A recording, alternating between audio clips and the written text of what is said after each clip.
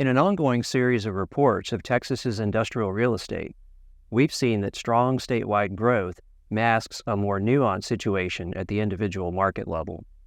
Some of the findings so far include growth has been stronger in the major markets and select smaller markets, and that growth tends to be consistent in a small set of markets, such as along the I-35 corridor and in our oil industry cities, while towns outside of the Texas Triangle have not grown through all the ups and downs of the Texas and national business cycles.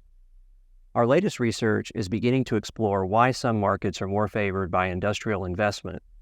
Experience tells us that manufacturing and distribution companies are highly motivated by the availability of talent in their site selection processes.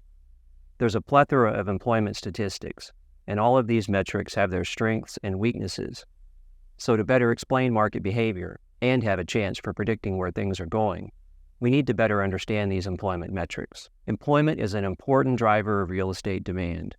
Market analysts track jobs to understand current market conditions and to forecast future activity. The most common employment metrics are based on the industry in question.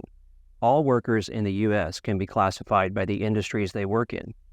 Firms that use similar production methods are grouped into industrial sectors, and all their employees are counted in their respective industry. Employment by industry classifies workers based on the industry in which they do their work, regardless of the type of work they do. Two examples of industrial sectors include finance and insurance versus manufacturing. We frequently hear these statistics reported, such as Dallas added 10,000 finance and insurance jobs, or Houston manufacturing employment grew by 10%. My latest paper in TG talks about this approach. It compares it to another way of classifying employment, by occupation. The second approach has some advantages over industrial employment. Occupational employment classifies workers based on the job they do, regardless of which industry they are in. For example, an accountant is classified by occupation as a business and financial operations worker.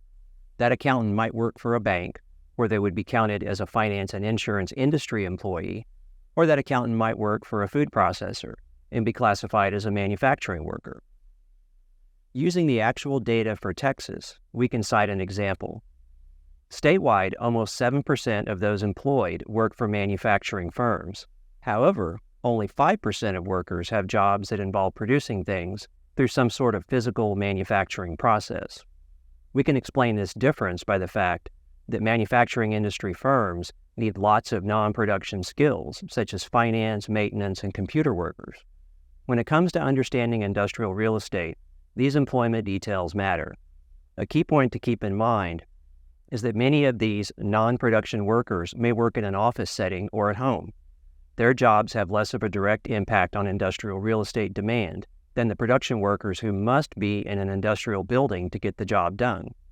The same condition holds for distribution industries. To learn more about Texas industry and occupation employment, see my latest article in the fall 2023 issue of TG.